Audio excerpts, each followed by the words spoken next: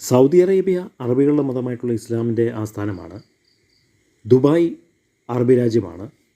രണ്ട് രാജ്യങ്ങളും അറബ് സംസ്കാരത്തിനെയാണ് പിൻപറ്റുന്നത്, ഇസ്ലാമിനെയാണ് പിൻപറ്റുന്നത്.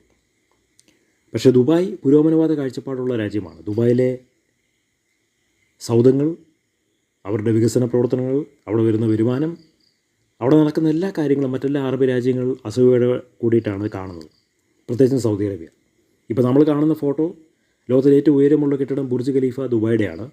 അതിനെ തോൽപ്പിക്കത്തക്ക നിലയിൽ ജദ്ദ ടവർ എന്ന പേരിൽ സൗദി അറേബ്യയിൽ ഒരു കെട്ടിടം വരുന്നുണ്ട്.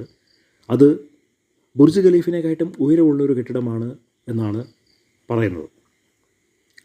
അപ്പോൾ സൗദി അറേബ്യ അതുപോലത്തെ ഒരു കെട്ടിടം പണിയുന്നത് ദുബായിനെ തോൽപ്പിക്കാൻ വേണ്ടിയിട്ടാണ്. പക്ഷേ വളരെ കുറച്ച് പേർക്കേ അത് മനസ്സിലാകുന്നുള്ളൂ എന്ന് മാത്രം. അപ്പോൾ ഈ രണ്ട് രാജ്യങ്ങൾ തമ്മിൽ പല കാര്യങ്ങളും മത്സരമുണ്ട് എന്നുള്ളതിൻ്റെ തെളിവാണ്.